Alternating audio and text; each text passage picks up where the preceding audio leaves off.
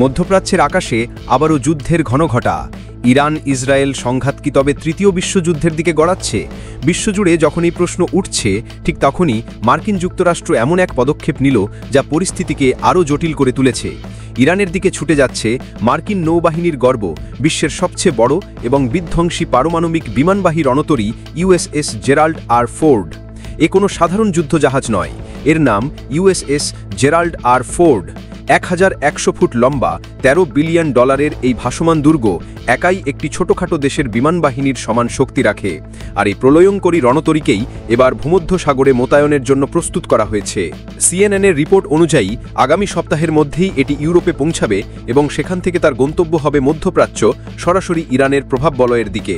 কিন্তু কেন এই পদক্ষেপ? উত্তরটা লুকিয়ে আছে ইরান ইসরায়েল সংঘাতের ক্রমবর্ধমান উত্তেজনায়। আর সবচেয়ে ভয়ঙ্কর বিষয় হল, ফোর্ড একা আসছে না। একদিকে পারস্য উপসাগরে আগে থেকেই প্রস্তুত ইউএসএস কার্ল ভিনসেন, অন্যদিকে এই সপ্তাহের শুরুতেই দক্ষিণ পূর্ব এশিয়া থেকে রওনা দিয়েছে আরেক দানব ইউএসএস নিমিটস।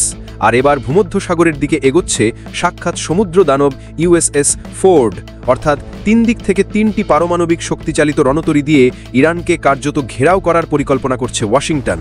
শুধু তাই নয়, ব্যালিস্টিক মিসাইল ধ্বংস করতে সক্ষম ইউএসএস টমাস হার্ডনারের মতো ডেস্ট্রয়ার যুদ্ধজাহাজকেও পূর্ব ভূমধ্যসাগরের দিকে পাঠানো হয়েছে। সব মিলিয়ে মধ্যপ্রাচ্যের সাগরে এখন বারুদের গন্ধ। দেখুন, এটা আমেরিকার একটা স্পষ্ট বার্তা। একে বলা হয় শো অফ ফোর্স বা শক্তি প্রদর্শন। আমেরিকা ইরানকে দেখাতে চাইছে যে ইসরায়েলের ওপর কোনো বড় ধরনের আঘাত এলে তার ফল হবে ভয়াবহ।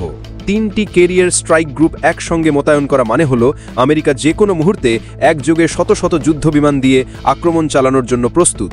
এটি শুধু ইরানকে সতর্ক করা নয়, বরং এই অঞ্চলে তার মিত্রদেরকেও আশ্বস্ত করা।